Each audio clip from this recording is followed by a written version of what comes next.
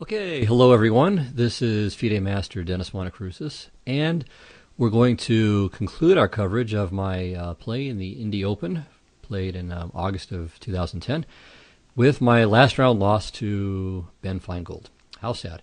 Well, not for Feingold and his fans, but for me it was sad. But not a bad game.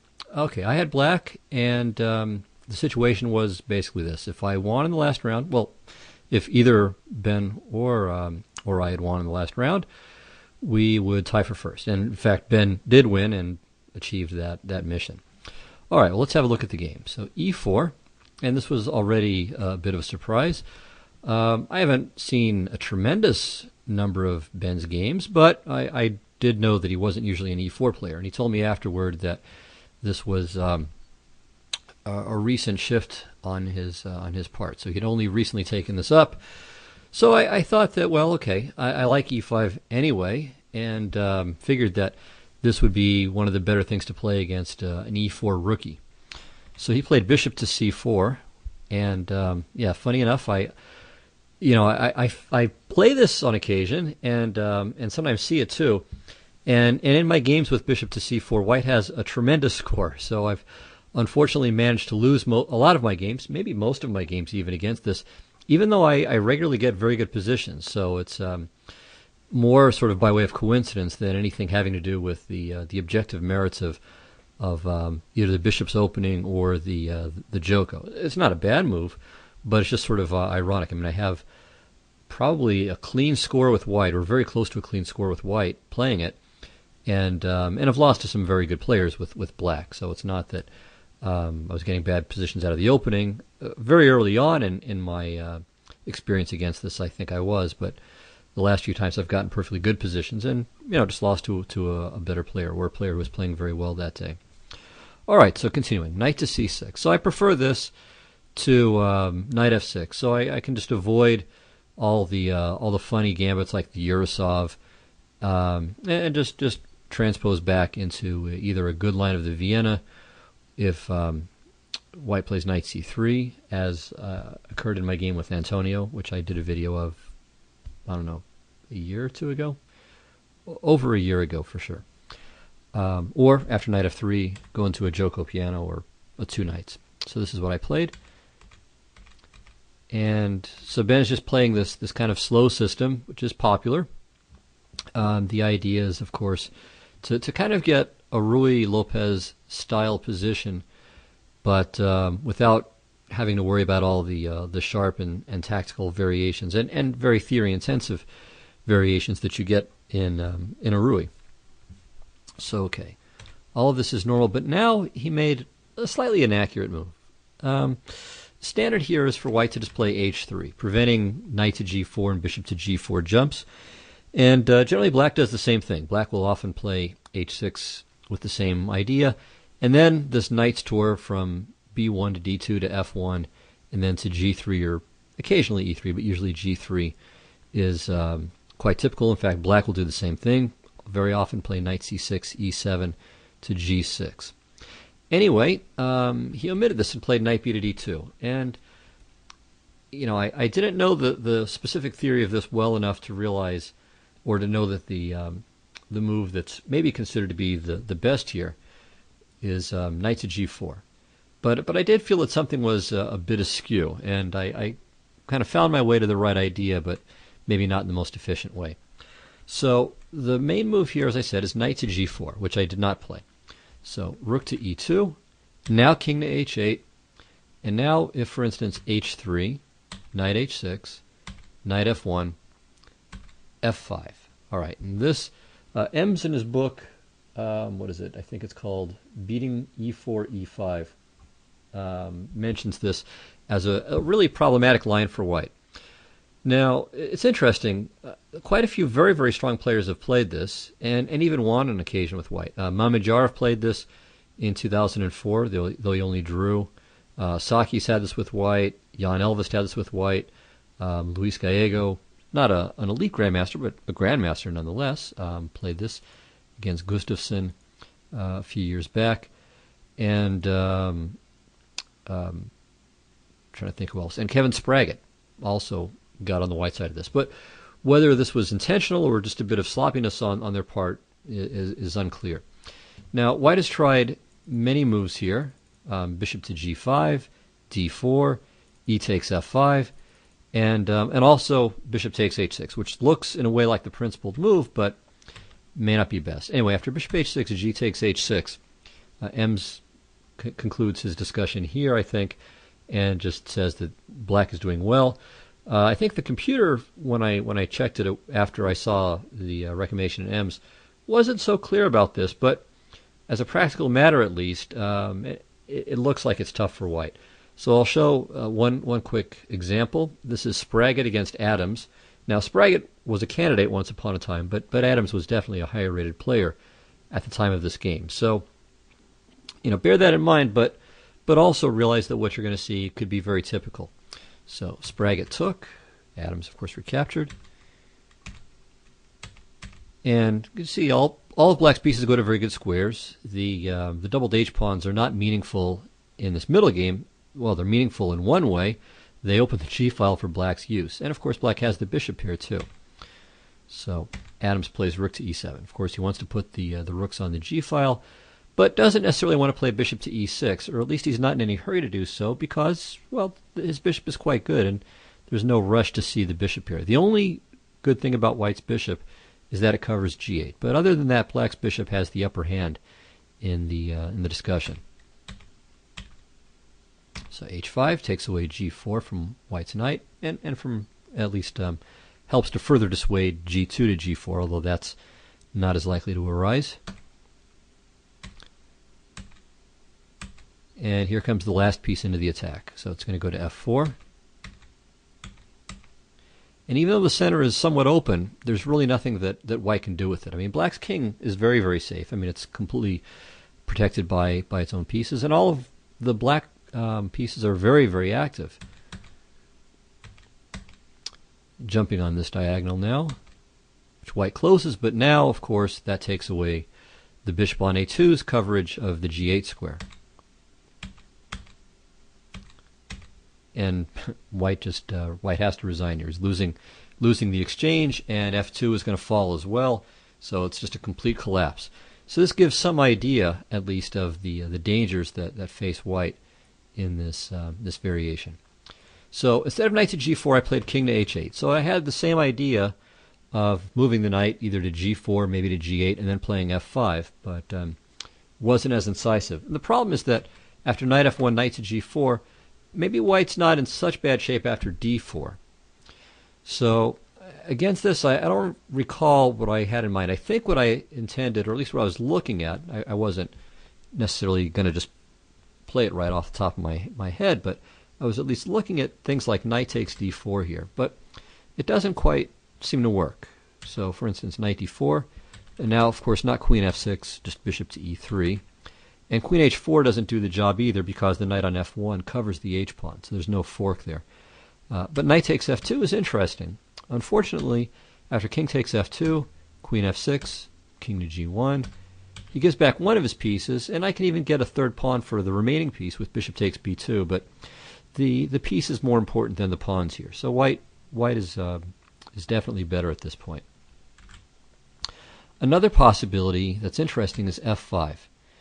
And now after h3, if black takes and retreats the knight, white's maybe a little bit better after bishop to g5 or rook to h4, but nothing too serious really.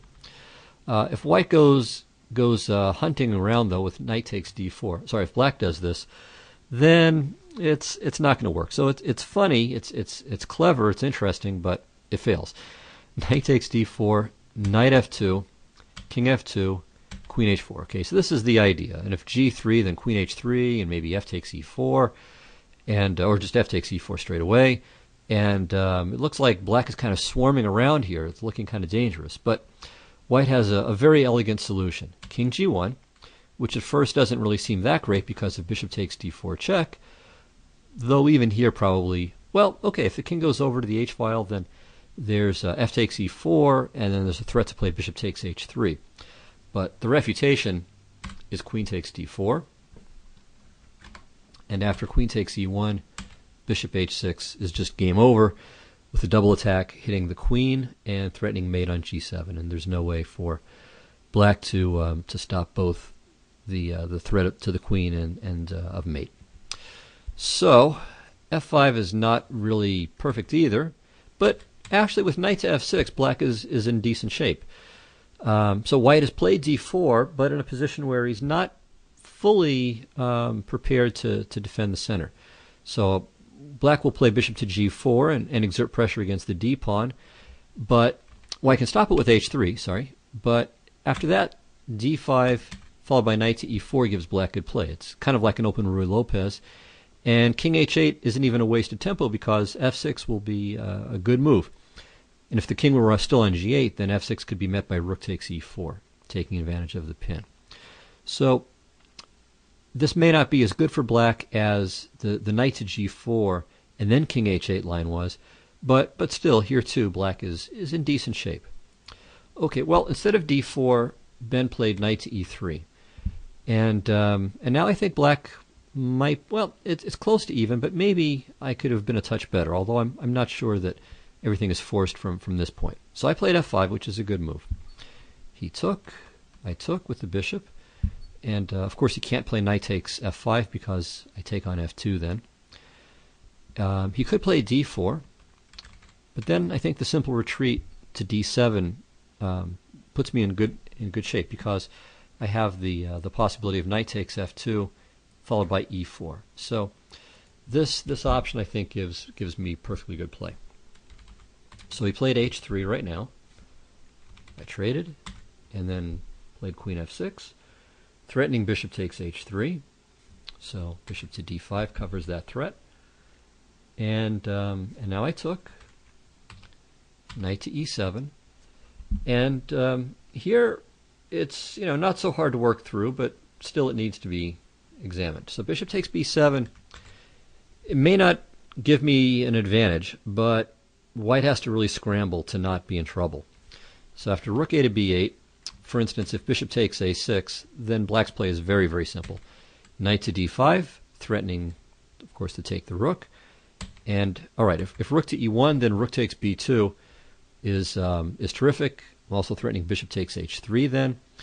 And if rook to e2, of course, knight f4. And black is pretty close to winning here. It may just, in fact, be winning. So taking the second pawn is terrible. But if you go to e4, well, what did you gain? If nothing else, I can just take on b2, and the position is fine for black, should be at least equal. And if I want to get ambitious, I could even play bishop takes h3. And this leads to some very entertaining play. The point is that if he takes, then of course I can play d5 and regain my piece. So d4, for instance, and now knight f5 is good. If bishop takes f5, the position is about equal. So I bring the bishop back, takes, and if he takes on e5, I play rook b2. Say queen f3, and the position is even. And if white plays rook to d3, hoping that he can maybe somehow take advantage of my e-pawn in some way, take on e5 after the bishop retreats. Well, the problem with this is bishop takes g2. I can be more ambitious. King takes, rook takes b2. And you can see that the black pieces are kind of swarming here, and white has to be extremely careful. All right, let's say he plays rook to b1, trying to activate his rook and maybe drive my rook away. Well, then black has the spectacular d5. And the point of this is a very neat one. If bishop takes d5, then queen to g6 check. Where does his king go? If he goes to h2, rook takes f2 is just winning on the spot. And if he plays the king to h3, then queen h5 and queen g4, if I remember right, certainly is good. Actually, just rook takes f2. Sorry, king h3, rook f2. So king f1, but then knight e3 is a killer. Because if rook takes e3, then of course rook b1, and the queen is defending. So that's the point, or one of the points to this. And if f takes e3, then queen g2 check, and queen f2 mate. So it's a very elegant winning move there, knight to e3 check. White should play bishop takes f5, and after rook takes b1, queen or d takes e5, rook d1, and a bunch of captures. We end up in an ending where black is a little bit better. So probably a draw with best play, but black at least has some chances to torture white. All right, so the bottom line is that there's no really good reason for white to play bishop takes b7. It just gets him in trouble. So bishop to e4, as Feingold played, is the right move. Okay, well here I had quite a few options, but I played a natural move. It's not a bad move, but it's a little bit routine. And that was rook a to e8. Of course, if he plays bishop b7, rook b8 just transposes to what we just looked at. But I had some other moves that were worth considering. And I did consider most of these. d5 is not so good. Of course, he just takes and then takes on e5. Although, in fact, this isn't as bad as I had thought it was. I can play, after knight h4, rook e3. Rook takes d5 is bad because of queen e6. All right, and I'm going to play knight takes f3 next. So he can give up the exchange, and maybe this is about equal. But anyway, instead of rook takes d5, rook e3, and this I thought was just good for white. But actually with rook a to e8, the position is probably a draw. Takes, knight f3, queen f3, takes, everything. White plays king f1, he can try, but with the doubled pawns, it's not so easy. But still, there's no reason for black to even go into this. And then I have to figure out, too, if rook to e1, if black can even afford to trade rooks or not. So this is not really to be played. All right, another option is bishop takes e4. Now, if white takes with the rook, then I think black is maybe a little bit better. Play queen f5, and the idea is to follow up with knight to g6 and knight f4. Probably a little bit better. So d takes e4 is best, and the position here is roughly equal, although, nothing for me to complain about. If the bishop retreats to d7, hoping for something like d5, then white plays d4, and I think he has an edge. But the best move is knight to g6, and I think this gives me a favorable version. I mean, I'm happy to trade bishops, but I prefer not to let him, or I would prefer not to initiate it. I mean, I don't want him to play d takes e4. I'm not worse there, but the pawn is good, and the half-open d file can be useful for him. Okay, well, here we have a position where white has to make a decision. d4 turned out to be a good move in the game. So in the game, we had bishop e4, rook a to e8, and now d4. But in the knight to g6 version of this, after d4, I think I'm better. Takes, queen f5. And I get to create threats before he's really fully set up here. And also the fact that my rook's not on e8 means that there's not going to be any kind of awkward pressure for me to worry about on the e file.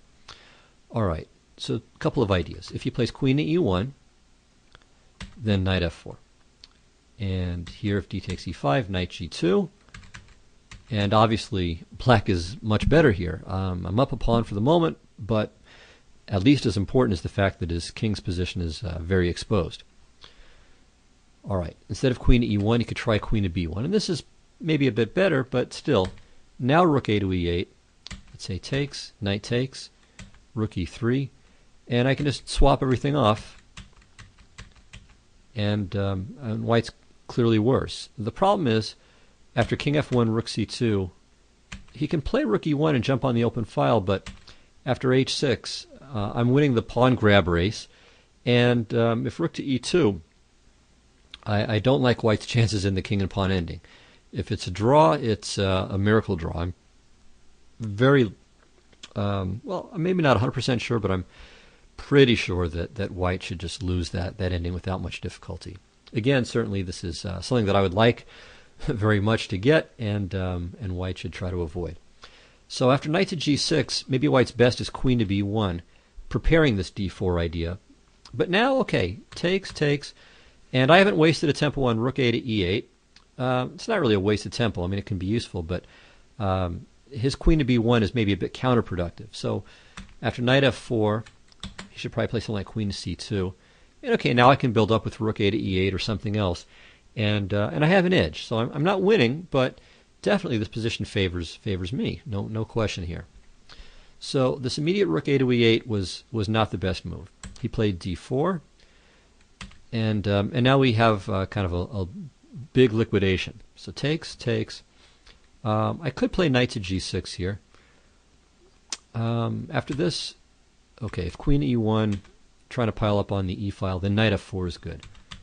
This is the idea. I'm threatening mate, threatening to take on h3 as well, and also he can't play e takes d6, even aside from the mate, because the rook on e4 would hang. So here he should just take and play rook e3, and this position is equal. Okay, well instead I played e takes d4, which is probably all right as well. Queen d4, queen g6, rook a to e1, knight c6. And after all of these trades, okay, he played queen to d5, and I thought this position is just even. And objectively it is equal, but I at first underestimated the need I had to make a couple of accurate moves. So, I mean, I'd love to play queen e2, but then he would play queen to f7. So this is not really desirable. It's a bit too quick. So threatening mate, and of course threatening my c7 pawn, and once that pawn goes, other pawns are likely to follow it to the afterlife. So this would be dubious at best, and maybe just a full-fledged mistake. But here, under the unfortunate influence of Nakamura, I played queen to g8. So the reason why I say that is that there was a game he played in the NH tournament against Peter Heine Nielsen. So he was winning the game. Then he screwed it up. He allowed Nielsen to shut his rook out of play. I think it was the rook was on h6, and he allowed Nielsen to play bishop to g6, just cutting it off. But then later on, he had this idea with queen g8, where he could he wasn't threatening to take a pawn on a2 or anything like that, but he had a passed c pawn, and the idea was he could play queen c4, threatening to advance the pawn, and if there was a back rank check, no problem. He just plays queen back to g8. So I thought this was just more or less forcing a draw. If the queen moves, I could take on a2 and just retreat the queen, no problem. And if he trades queens, well, the knight ending should be a fairly straightforward draw as well. But this was a mistake. And what I missed was queen to f5. And this is a good move. And now, if I take on a2, I'm not going to be happy at all after queen c8 check. Right? So this is exactly what I was trying to avoid, or maybe even better, queen b7. Have to think about which is better, but they both look pretty good. So this was kind of disconcerting. And I would say at this point, once I saw queen f5 and realized what was up, I had a difficult time kind of regaining my bearings. So I mean, everything had been fine up to this point, and now all of a sudden, there were new problems to solve that I hadn't had to worry about, and I shouldn't have had to worry about with a little bit of accuracy. So what I should have done instead here was g6. So now I can play king to g7 next, and then queen g8, no problem. Or I could even play queen g8, maybe next move too, becomes possible. So because there's no queen f5 in response, so there's no that back rank problem won't arise. All right, so what can white do? If he plays a3, so that way on queen to g8, his queen can move away. Well, then king to g7 is good. King f1, now queen to g8. The point is, okay, why not queen g8 right away? The answer is that if queen g8, queen e4 is fine, and on queen to b3, queen e8 check, queen d7 check, and queen takes c7. So here, though, thanks to his king to f1 move, which is otherwise useful, I can meet queen to e4 with queen to b3, and there's, the threat of queen d1 takes care of some problems. So queen g8, king e2, let's say h6, so I can play king f7 without worrying about knight to g5 check. And, okay, white is maybe a tiny bit more comfortable because his king is slightly more advanced, but this should not be a difficult position for black to hold. So no doubt I would still have problems to solve, and I'm sure Ben would have tortured me as long as possible, but objectively, black should be all right. Okay, so that was a3. If king to f1 immediately, queen g8, and again, there's no queen f5 now, and queen e4 is no big deal either.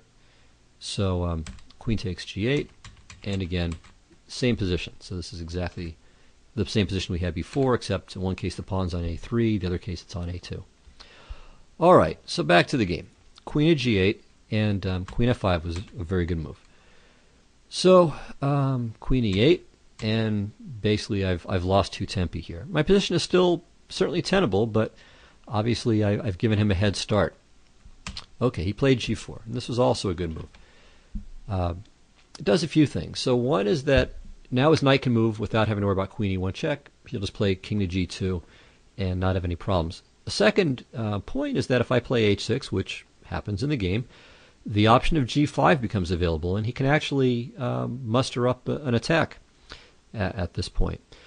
So what should I do here? I played h6, and it's not best, but it's another step in the wrong direction. It's not losing yet, though.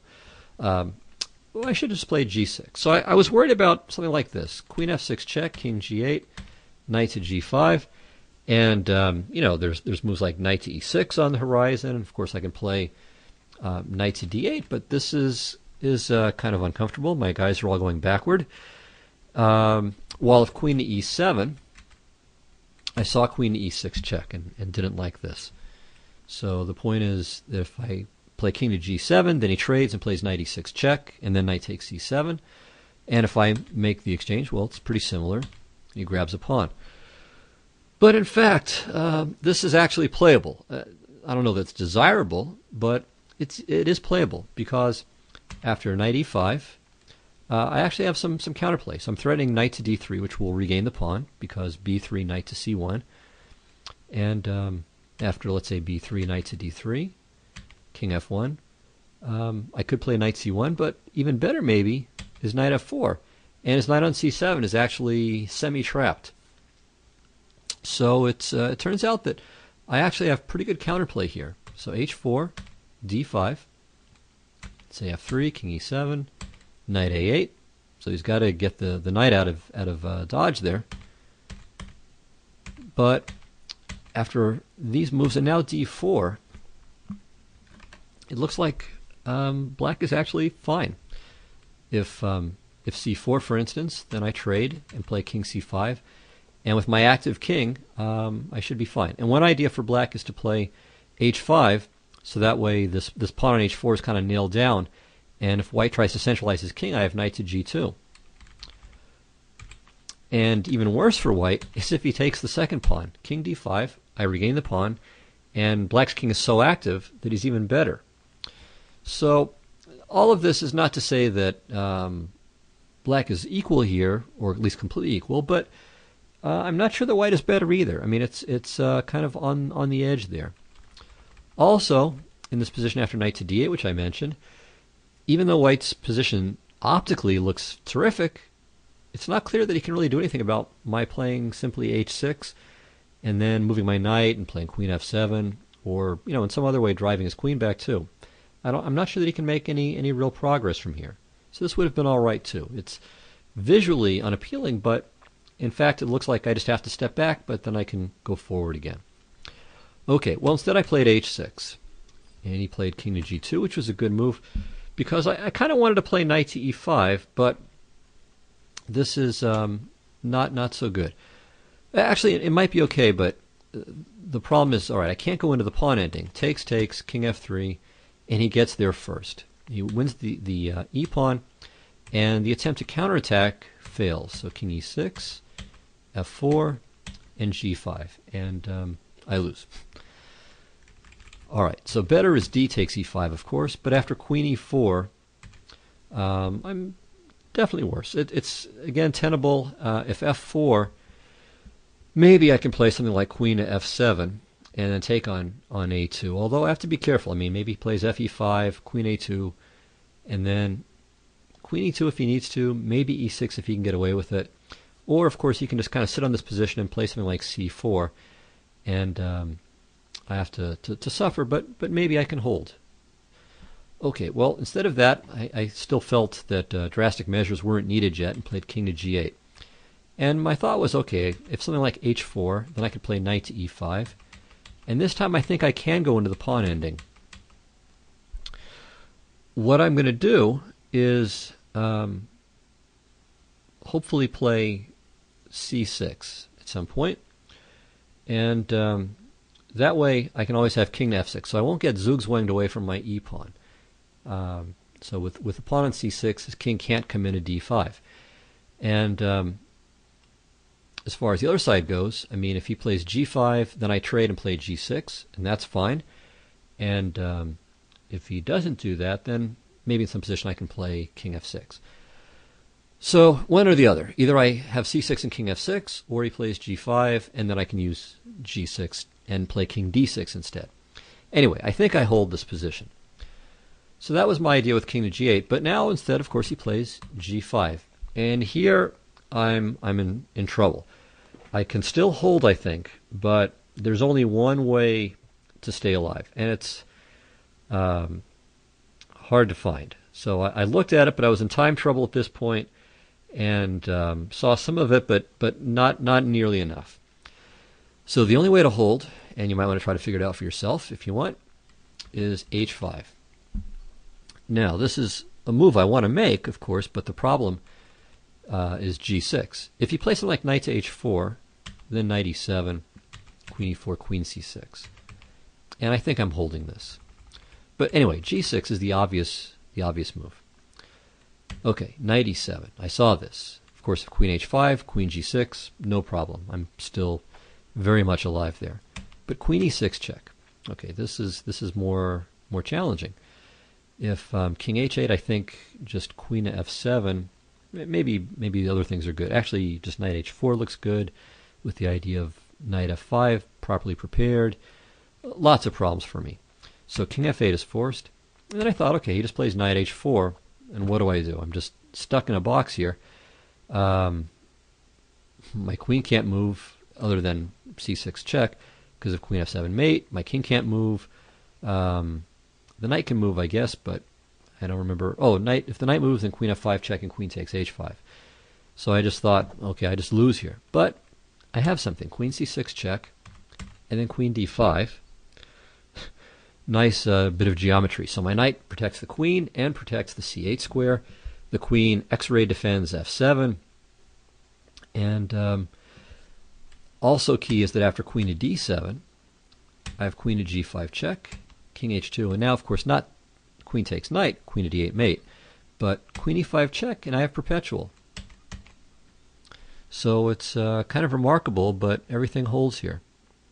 So h5 would have still saved the game. It's a bit of a lucky resource, frankly, by this point, but there it was. After h takes g5, which I thought it took me a long time to finally decide to do it. I'm in big trouble, probably lost. Certainly at least much worse. So after knight takes g5, it's hard to see what I can do. Threatening simply queen h7, queen h8, queen g7, and finding a defense is not so easy. After g6, for instance, maybe he can play queen e6 check, again with the idea of picking up the c-pawn, although again maybe knight e5 might give me some counterplay. But queen f6 is probably even stronger, and the idea is just to follow up with knight to e6. And yeah, I'm not sure what I can do about this. So this looks like big trouble.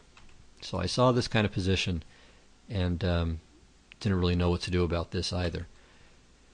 So, okay, I decided on knight e5. So my king runs off to the queen side, and I was hoping, okay, maybe I can get some play. I mean, his king side is a little bit exposed, and the problem with this, though, is that after all these checks, I'm essentially playing a king down. What I mean by that is that if you just take it as kind of an ending, you just focus on these kingside pawns advancing. I'm defending with 2 pieces. He's got 3 pieces that he can use to help push them along. And that's basically what's going to happen. Now, I would have liked to play king to c8, but again, he trades queens. And although I can regain the pawn, I'm going to be in trouble with his kingside passers.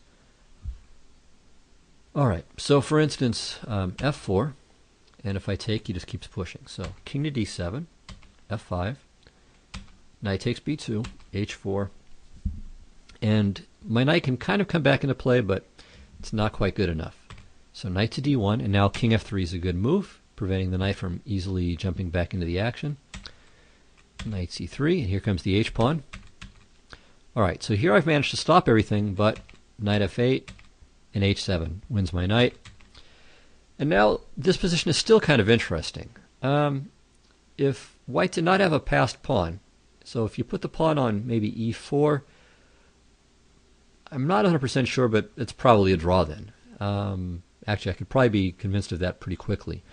But with this f-pawn, I'm losing. And the problem is that if I just kind of sit in front of the pawn, if I don't push my queenside pawns too radically, too forcefully, then he'll play king f4, f6, or king g5 first, f6 check, and promote this pawn. Whereas if I play for the queenside, then I have a different problem. So, for instance, c5, and he puts the king on d5. And my queenside is going to disintegrate here. So, yeah, if I don't play d5, then the knight's going to come back around, he'll win the queenside and win with the a-pawn.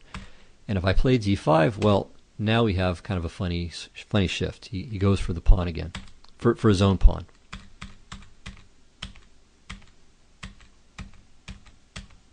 So we both queen, but he ends up a piece up, and his king is completely safe. Mine is not completely safe, and okay, I can make it safe, but in a position like this, white has all the winning chances in the world, so it's this should be a pretty routine win. I'm not going to be able to swap off the a-pawn, and so because of that, white will win. Okay, so that's a long variation, and there may be some minor deviations along the way, but I think the basic gist is right, that in the knight ending with my king on all the way over on the queen side, I must be losing that. Alright, so I tried king to d7, which I didn't really want to do. I preferred to have my queen, preferred that my queen have access to squares like c6 and a4, but you have to take your have to decide. Either one bad thing happens to me or another. So okay, now he plays h4, queen h5, queen f5 check, a good move. So I don't have queen g4 check there, at least not without trading queens. So maybe I could consider king to e7 here, but I just wanted my king out of the way so I could go for counterplay without having to worry about some queen trade. Okay, so he checked and now played king to g3. Alright, so the point of the queen e4 check was to prevent my queen from entering either via e2, which is obviously impossible right here, or even d1 because of queen to d4 check. Alright, so I played c5 to cut out all of these check possibilities like that. And he plays f3. So now my queen is still shut out of the game. Alright, I played king to a7, and he played b3, just setting up a nice little pawn chain. And here we have maybe a last position worth discussing, really. Now, of course, white wants to push his kingside pawns, but it's not immediately easy to do, because he can't play f4 because it hangs the h-pawn. Alright, so what I should do is just wait with queen to h6. And again, he can't play f4, and if he plays queen g5, it looks like no problem because of knight to e5. So how does white make progress here? So this is actually an interesting little problem, and you might want to try to solve it before I show you at least what seems to be one very good answer.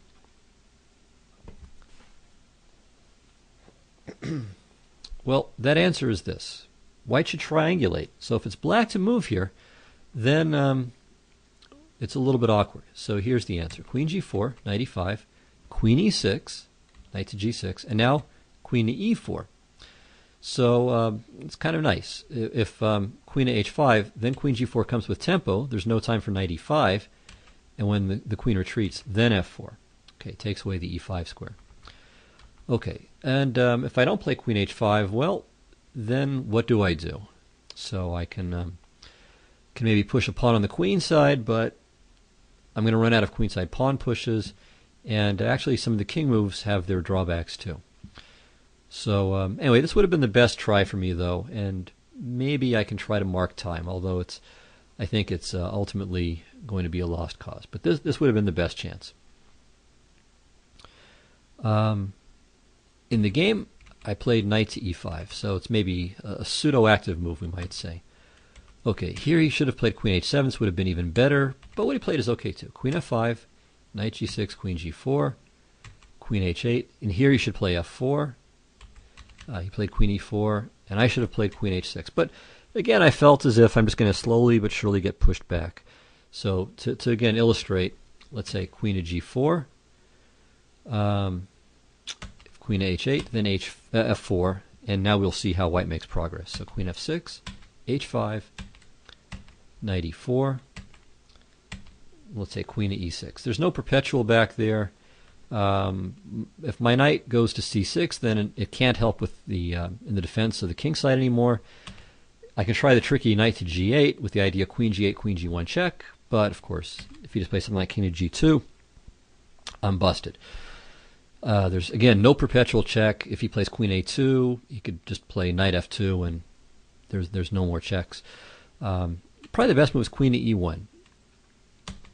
White should play knight to g5.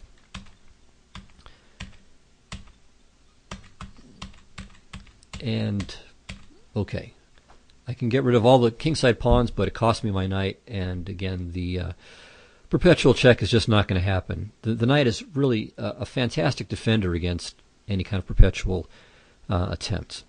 So this would be losing, and the bottom line is that I'm losing this position, but that at least makes it take longer. So I decided I would try for a little kind of half bluff, a little try at counterplay, just a last desperate stab. So rather than just getting ground down, try a trick. So queen f6, f4, and then queen a1. So the hope is that there are some perpetual check ideas, and if he plays passively, well, then I can at least keep resisting in an active way rather than just waiting for the pawns to land on me.